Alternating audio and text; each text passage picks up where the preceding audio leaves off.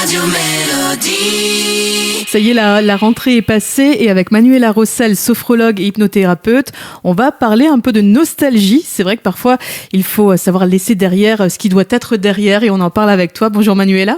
Bonjour Vanessa. Alors oui, je me suis dit que pour la rentrée, ça serait un thème qui serait vraiment intéressant. Après avoir passé de belles vacances, nous revoilà au travail. Et l'été est presque passé. Donc ça va peut-être parler aux nostalgiques aujourd'hui. En fait, on a tendance à toujours porter notre attention sur les choses du passé qui nous font du bien, qu'on apprécie. Et quand on fait ça, on a tendance à s'éloigner des joies potentielles de l'instant. Et on s'empêche en fait de créer l'avenir qui nous fait rêver. Pourquoi je parle de ça ? Je parle pas de ça seulement par rapport à l'été. L'été, c'était juste pour vous donner déjà une première image. Si maintenant, à la rentrée, vous ruminez déjà la nostalgie d'être à la plage, c'est sûr qu'on va passer à côté des instants que le mois de septembre, le mois d'octobre, peut-être, vont vous offrir. Mais je parlais aussi de nos projets. Quand on a des projets, parfois, on a peur d'avancer. Pourquoi ? On a tendance à s'accrocher à ce qu'on a.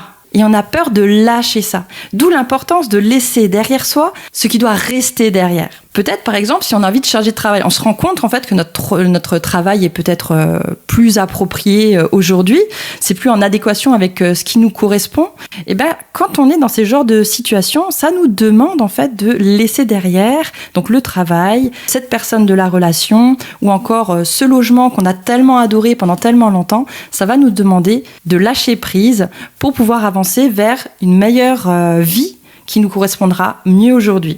Alors, je vais vous donner quand même un petit exemple. On parle de maison. Personnellement, je vivais dans une belle maison à Sarreguemines, au bord de la Sarre. C'était super chouette, c'était magnifique, avec les magasins qui étaient pas loin. Le cadre de vie était vraiment sympa. J'avais mon bureau qui était en bas, donc c'était facile.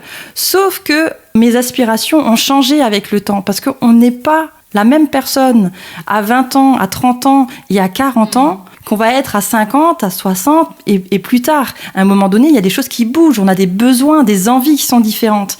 Et je me suis retrouvée un petit peu entre les deux, entre cette « oh, je suis bien là en ville » et « moi, j'aimerais bien un grand jardin, j'ai envie d'être dans la nature, j'ai envie de calme et de repos. » Alors comment tu as fait pour lâcher prise justement sur le passé ?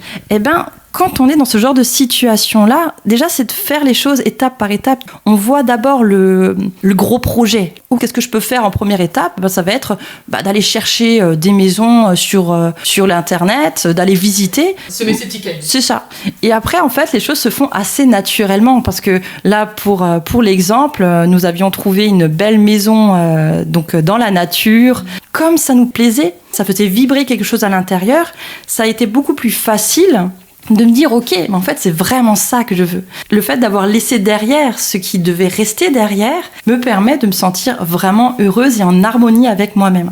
Et rappelez-vous donc que tout change tout le temps. Si vous avez une aspiration à 20 ans, ça va pas être la même à 30 ou à 40. Écoutez ce qui vous correspond. Ça demande parfois de laisser derrière ce qui doit rester derrière. Merci beaucoup Manuela. Je rappelle que tu es hypnothérapeute et sophrologue et on te retrouve donc au Val de Guéblange. Merci, à bientôt. À bientôt.